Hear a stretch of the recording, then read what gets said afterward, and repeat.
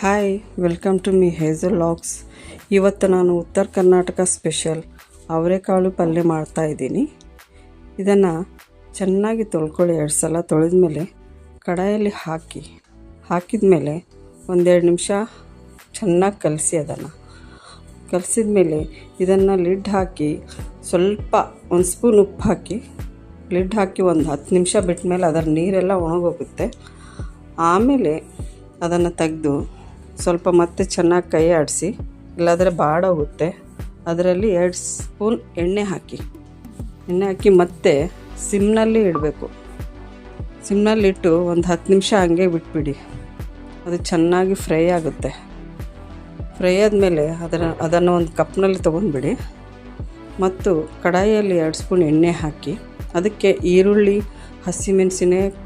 ಮೆಣಸಿನ್ಕಾಯಿ, ಕರಿವೇಪಾಕು ಮತ್ತು ಅರಿಶಿನ ಹಾಕಿ ಚೆನ್ನಾಗಿ ಕಲಸಿ. ಅದಾದಮೇಲೆ 1 ಸ್ಪೂನ್ ಜಿಂಜರ್ ಗಾರ್ಲಿಕ್ ಪೇಸ್ಟ್ ಹಾಕಿ ಸ್ವಲ್ಪ ಫ್ರೈ ಆದಮೇಲೆ ಅದಕ್ಕೆ ಈಗ ಆಲ್ರೆಡಿ ಮೆಣಸಿನ್ಕಾಯಿ ಹಾಕಿದ್ದೀವಿ, ಸ್ವಲ್ಪನೇ ಅದು ಖಾರ ಇರುತ್ತೆ.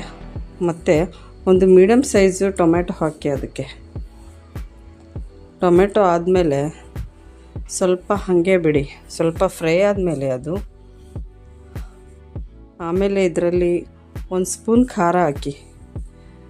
ಮೆಣಸಿನ್ಕಾಯಿ ಹಾಕಿದ್ದೀನಿ 4, ಅಂದರೆ ಇದು ಸಪ್ಪಾಗಿದ್ದರೆ ಚೆನ್ನಾಗಿರಲ್ಲ ಟೇಸ್ಟ್. ಅದಕ್ಕೆ ಸ್ವಲ್ಪ ಖಾರ ಕೂಡ ಹಾಕಿ ಅದರಲ್ಲಿ 2 ಸ್ಪೂನು ನೀರು ಹಾಕಿ ಸ್ವಲ್ಪ ಗ್ರೇವಿ ಥರ ಬರುತ್ತೆ ಅದು.